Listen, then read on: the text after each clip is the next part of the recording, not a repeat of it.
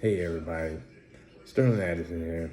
I want to welcome to your first episode of the Rasslin Report. The Rasslin Report is basically my perspective on things as far as WD, WE, AEW, all the big wrestling. Of course, times a lot of wrestling on there's a lot of content to review, so it's hard for me to catch on to everything. I got work life and things like that, but nonetheless, I am one of the biggest wrestling fans you're probably going to ever meet. Been watching wrestling for 50 years. We can talk all things wrestling anytime. So the purpose of this page is to kind of give you guys insights, my personal insights on what I saw, what I think was the best parts of the show, things that I think are going to coming up, and just my personal analysis on here. So one of the things I want you guys to do is get in the comment section and start discussion. If I say something that you have like a keen interest on, or you want to share your insights, by all means, ask questions in the comments. That's how we're going to generate more content. That's how we're going to get that engagement going, and that's how we're going to get this thing to take off. The Rasslin Report is going to be one of the next wave of wrestling media. I'm hoping. I just watched the press conference, the Wrestlemania XL. I would love to be in that room. I want to be the guy that got put out the press conference by Roman Reigns when I boot him. But nonetheless, we have a long way to go. In fact, tonight we're going to cover my portion of what I saw in WrestleMania 40. I'm not going to tell you about things that I didn't see, so I can't speak to them.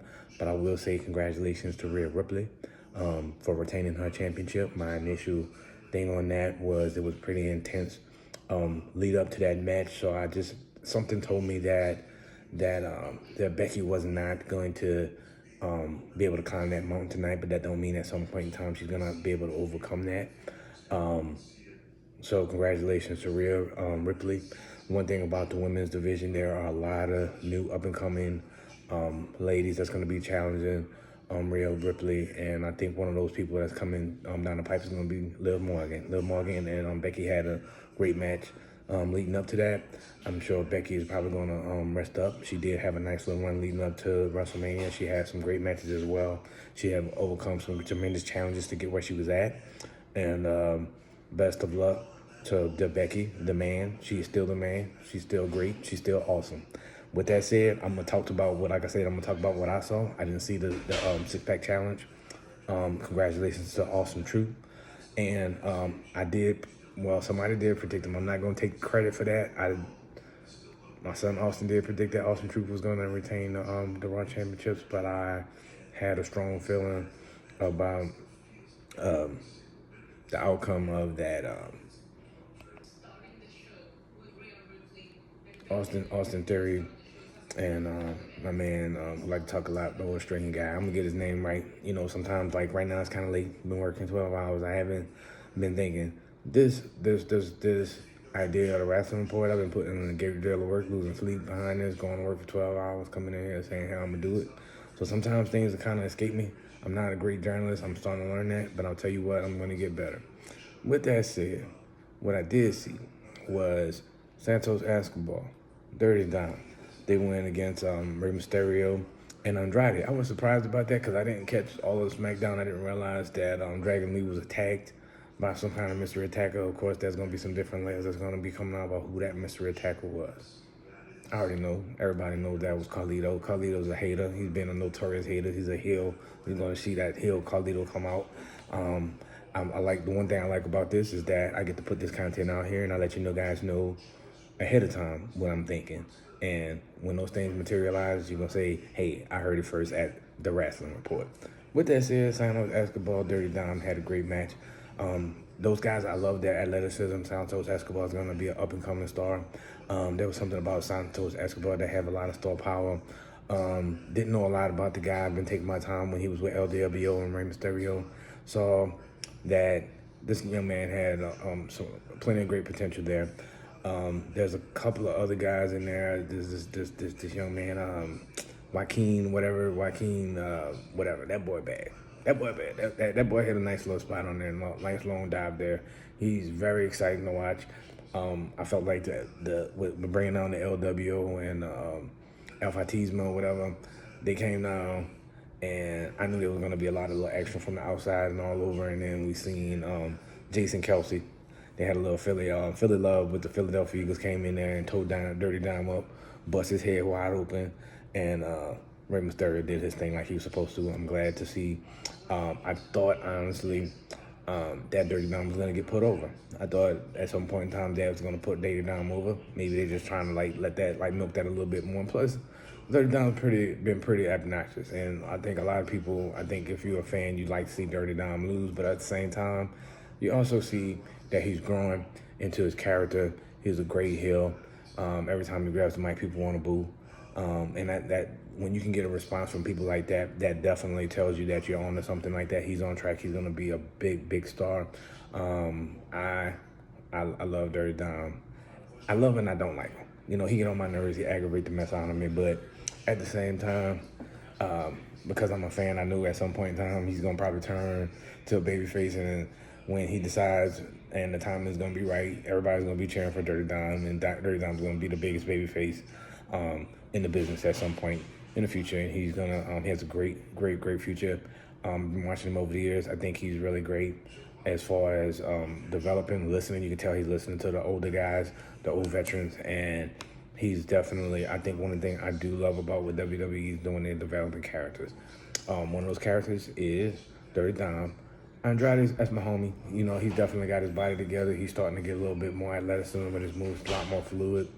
Getting his English together, he's starting to get some promos. I think there's a lot going on within that Latino. There's going to be some Latino factions coming out in the future, and I can definitely see how those factions are going to form. I can see Dirty Dom doing his own thing. He's going. I definitely Judgment Day is falling apart. They lost the titles tonight, so nobody's not even talking about Judgment Day. In fact, so I think something's going to happen. I will give my personal prediction on what I think is going to happen the rest of the way. And a lot of people probably already reading between the lines already and think they know what's going to happen, because I definitely have a strong feeling what I think about the rest of WrestleMania is going to turn out. With that said, the next match that came up after that was Jay and Jimmy, the brothers. I love the intro, how they broke down their brotherhood, and you know, and my brother's my keeper, and they end that whole segment with talking about I'm not my brother's keeper. That was awesome. Jimmy has been a thorn inside of Jay. I knew this match was going to happen. I wasn't sure how soon it was going to happen. I didn't know if they wanted to get a little bit more of milk this thing a little bit more, have Jimmy screw Jay out of some opportunities. But I still feel like this rivalry is gonna spill over. It's gonna spill over into night two. Everybody should know this, and I think I'm gonna throw my little spoilers out there. I think Jay's gonna have an impact on Cody, that Cody match with Roman. I definitely believe that there's going to be something that's going to go on. There's going to be some kind of divide, some kind of friction among that bloodline, that's going to create some friction there, and it's going to be great to watch. It's going to be great television. That's why I started the Rasslin Report, because they're going to have so much new content coming, some great content, and I'm going to be one of the first people to try to report on that. That's why we're getting this first initial Rasslin Report out tonight after the night one. The next match was Bianca and Jade Cargill making her premiere for WrestleMania. Also with my girl Naomi, they went against Damage Control, which was Dakota Kai, and the Kabuki Warriors, Kairi Singh and Asuka. Asuka, that's my girl. She's gonna always be my girl. She had her face paint on and everything. Asuka was doing her Asuka thing. One thing about WrestleMania, it always brings out the best. Like, everybody's gonna have their new gear, their new regalia and everything. They're gonna come out with the entrances, the ring setup and all that stuff like that. You always want to see how that's gonna go, what the power gonna look like. So with that said, Jade, Bianca, and Naomi, when they came up in there, you know, they had the fabulous entrance.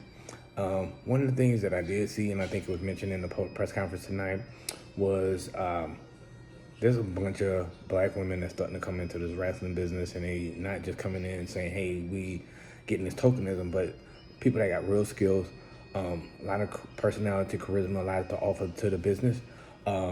We saw kind of like three different parts of that. You saw Naomi, who's somebody who's been around for quite some time. She got some women championship runs in there.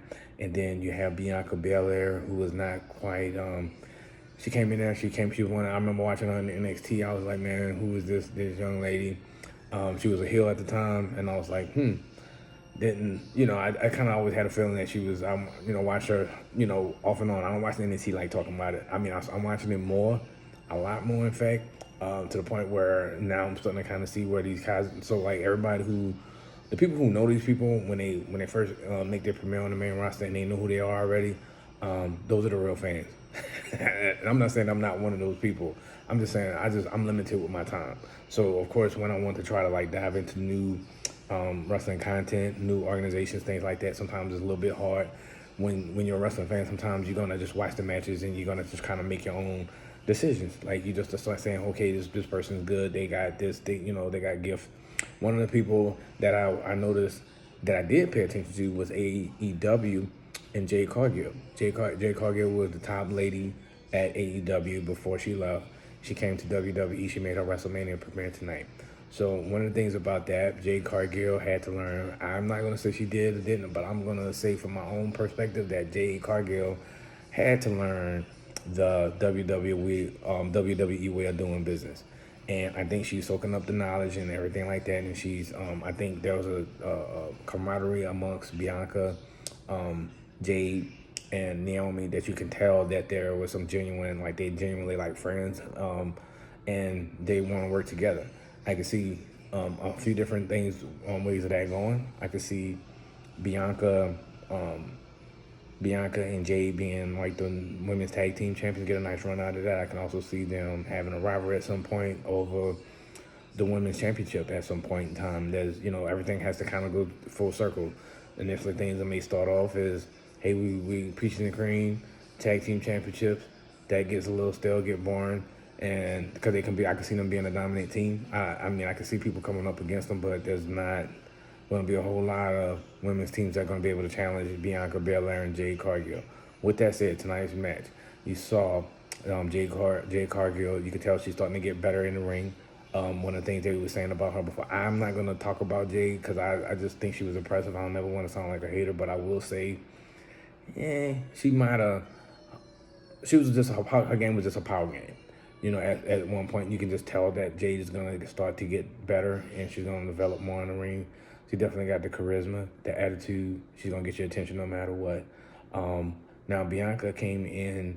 So this morning or this afternoon, at some point I saw Bianca say she was getting ready. Bianca had posted on Instagram she had a six pack. I was like, yo, Bianca. I didn't realize I hadn't been paying attention. Not that I haven't been paying attention. Like I just don't be looking at people like that. And Bianca tonight was like super ripped. I was like, okay, good. My personal opinion on that is I think Jay putting pressure on Bianca, to be honest with you. Because I mean nobody, like they say what's for me is for me, but at the same time, what's for you, you gotta work for it. Like somebody might have something for you, but you're not gonna just like have something handed to you. And I think Bianca knows this. I think Jade knows this, and those guys, because they're a underrepresented group. Like I don't like talking about race and stuff like that because I think one thing about professional wrestling that is universal. Like I think if you come up in here and you work your butt off and you listen and you are consistent, the business is gonna love you. The fans are gonna love you. They can tell when you're committed. They can tell when you're invested. And that's one of the things that like the older guys like Paul Levesque and the other trainers and things like that, people at NXT that's working with somebody like Jade, they know. And I like the path they're going with Jade making a Jade babyface, but Jade used to always be a heel, so I'm kind of having a hard time. I'm kind of waiting for her to just snap and just go off on everybody at some point. I mean, Jade is a heel. I think she's better, but I'm a roll with this version of Jade too because I want to cheer for Jade. Jade is definitely somebody who I think is going to be around for a while. It's just the beginning. Like I said, you're going to probably see some ups and downs and some things with her character that, at some point in time, you might turn heel and you ain't going to like her no more. But that means she's doing her job. That means she's making an impact. And then if you can get into your emotions, get into your feelings, then that person is doing their job. With that said, Bianca, Jade, Naomi, they were a dominant team tonight.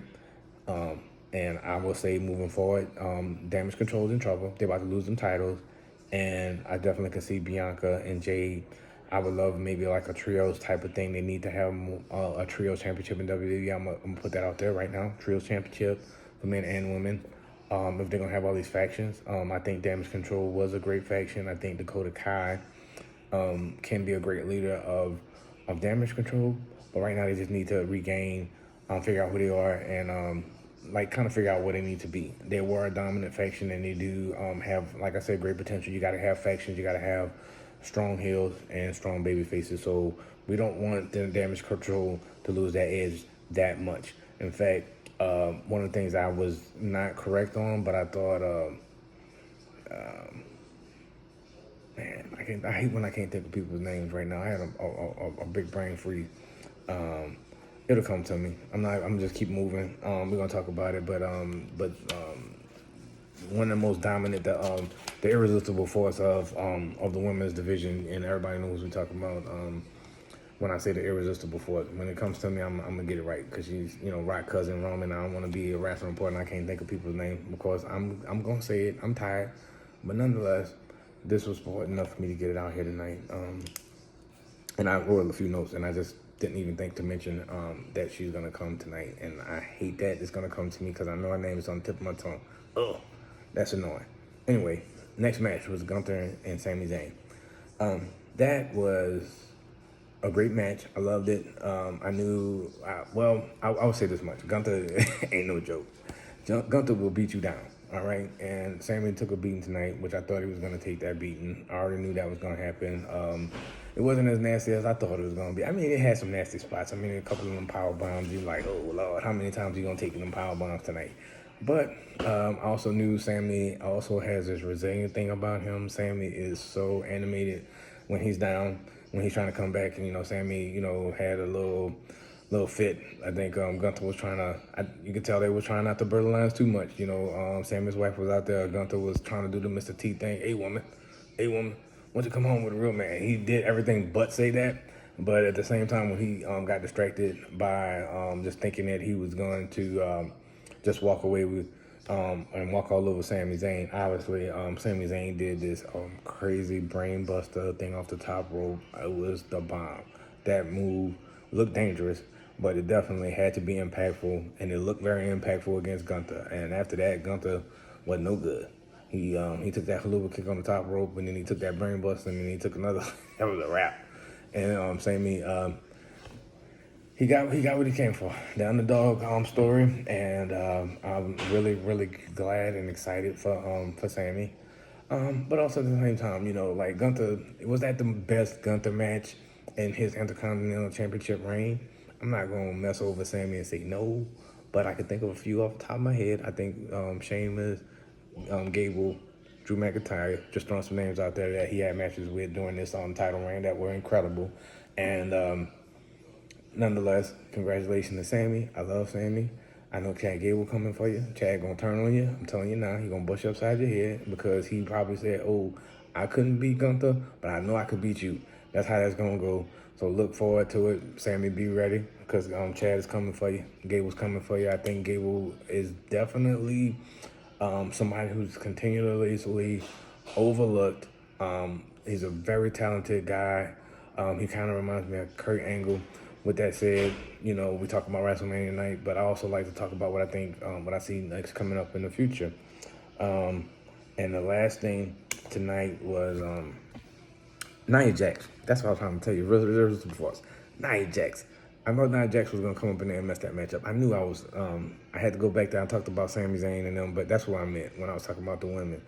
Nia Jax, I thought was going to, like, some kind of way help Damage Control out and make that match more impactful. I wouldn't be surprised on the next SmackDown Raw at some point in time, Nia Jax coming in and spoil the party again. She just have that kind of energy.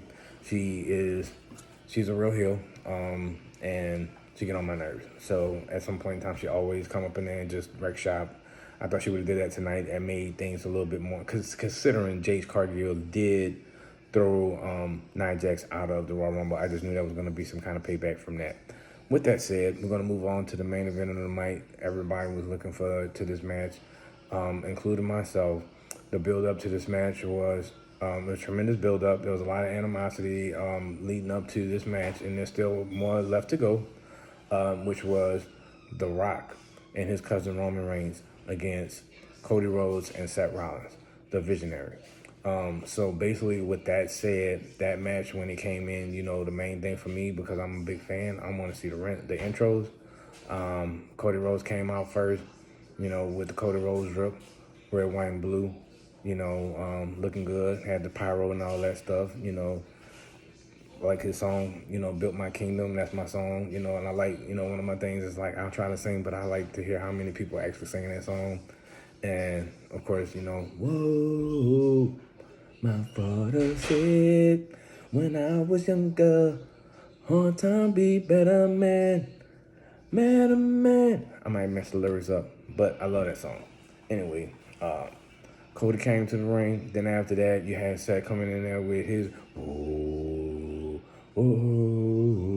that whole thing.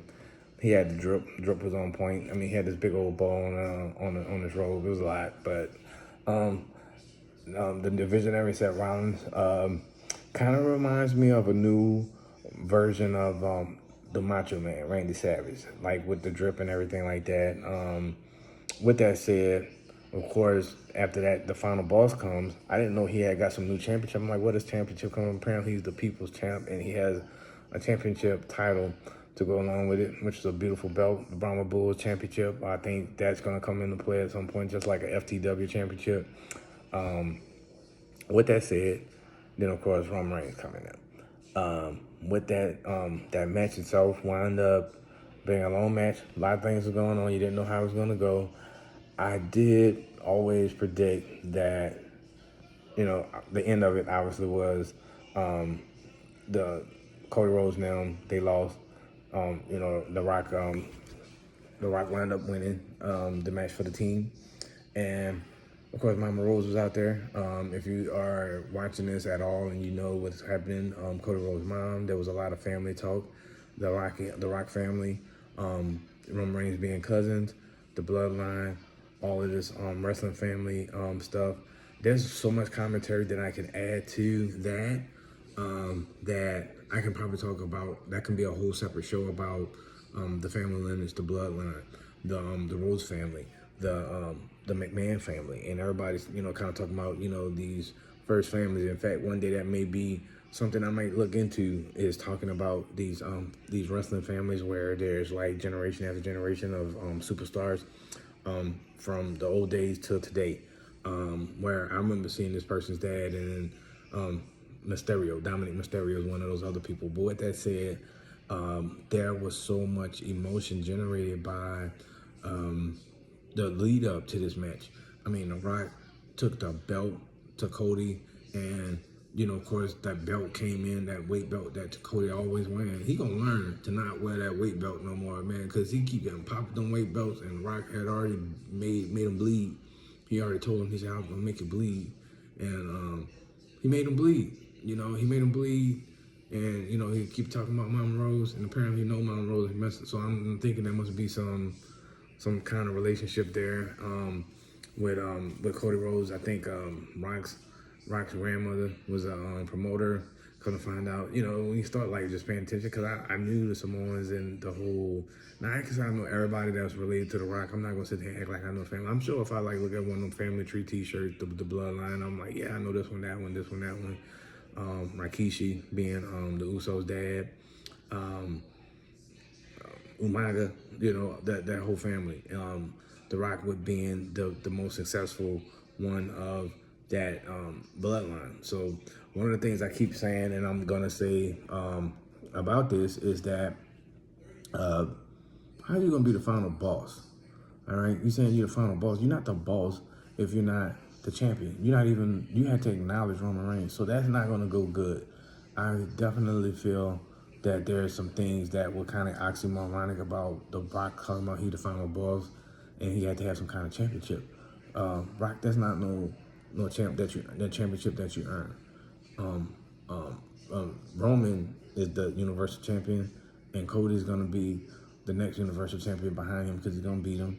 And I do feel like The Rock and Roman are gonna have some kind of beef over that, because you can't be the final boss or any kind of boss or anything when you sitting there acknowledging your baby cousin and talking about, oh yeah, I acknowledge you and all this stuff, and joining his faction.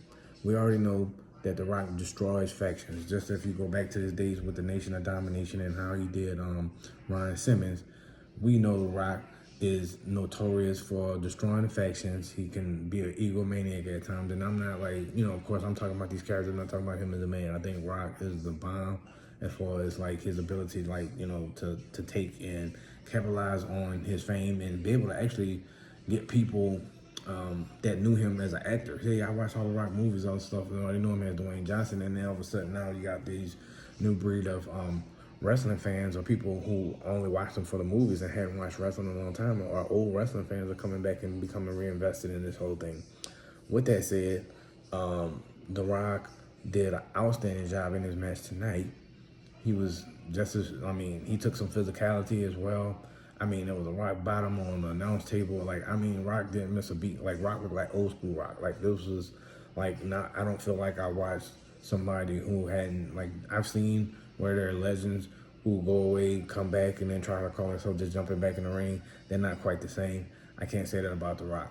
The Rock, I think if I'm gonna, really talk about it, Roman Reigns looked like his physical condition was much better.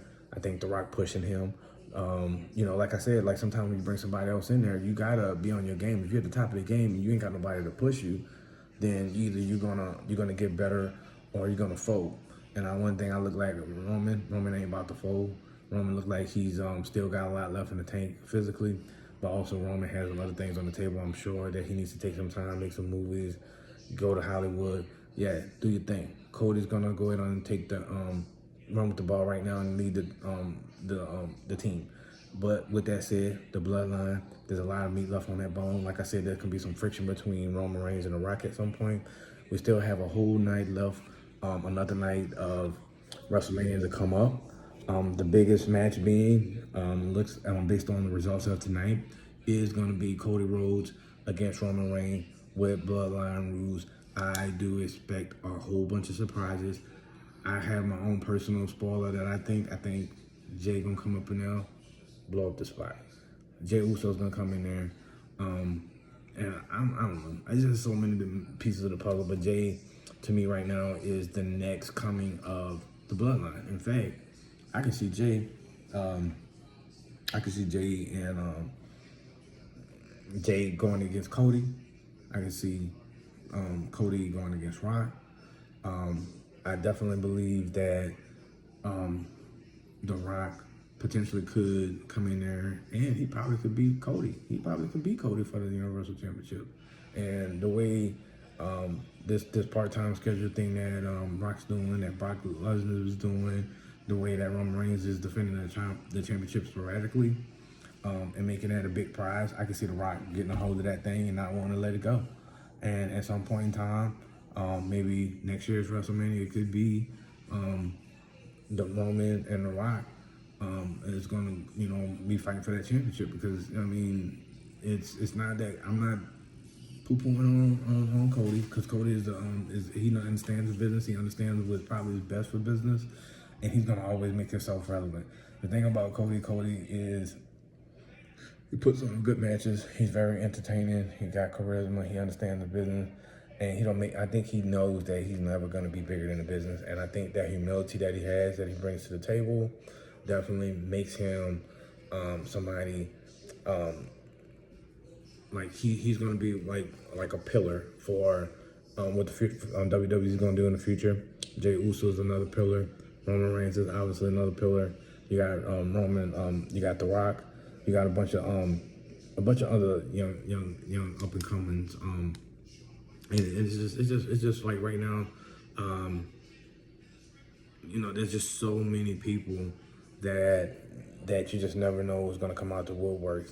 But either way, and that's why I started this channel. That's why the Rasslin Report is gonna be around because there's so much to talk about. There's so much content. I got a full-time job, So obviously, if you want to support the channel, by all means do so by subscribing.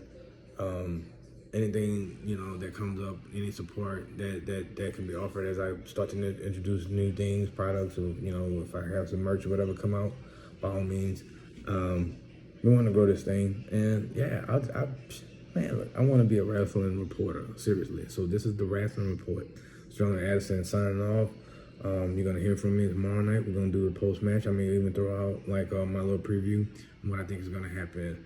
I got a long day tomorrow. Got some things going on, some things that's on the frying pan. We actually may have a discussion tomorrow. I might have Austin and Owen give their opinions. Austin had some opinions about what he thought he saw last night, so we may have a little conversation about that today, and or tomorrow at some point we may stop and chop it up. But either way, have a great night. Enjoy WrestleMania, and you'll be hearing more from me. Thank you for tuning in to the Wrestling Report. Good night.